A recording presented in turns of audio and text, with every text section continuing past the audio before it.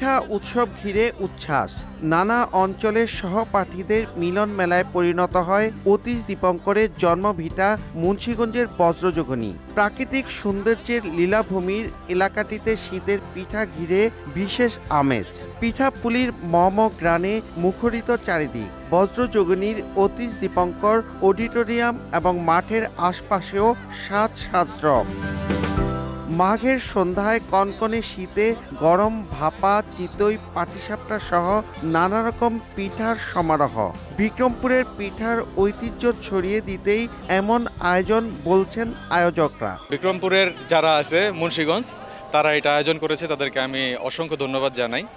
৭ নয়ের যে ভ্রাতৃত্ব, বন্ধুত্বের যে ভালোবাসা, সেটা ধরে রেখেছে তারা। এখানে অনেক বন্ধু বান্ধবের সাথে দেখা হলো, পিঠা খেলাম, আনন্দ করতেছি, খুবই ভালো লাগতেছে। এই যে সবাই একত্রে আছে, সবার সাথে আন্ডারস্ট্যান্ডিং ভালো হচ্ছে, সবার সাথে দেখা হচ্ছে, রিপিটলি এর জন্য ভালো লাগছে। পিঠা সবগুলি ভালো, তার মধ্যে বেটার পিঠা হচ্ছে ভাপাগুলি অনেক ভালো হয়েছে।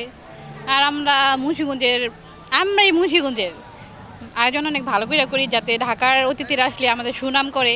পিঠা যে আয়োজনটা আছে, এগুলো আইটেমগুলো অনেক বেশি, খাওয়া শেষ করতে পারতেছি না, তবে পিঠাগুলো খুব সুস্বাদু।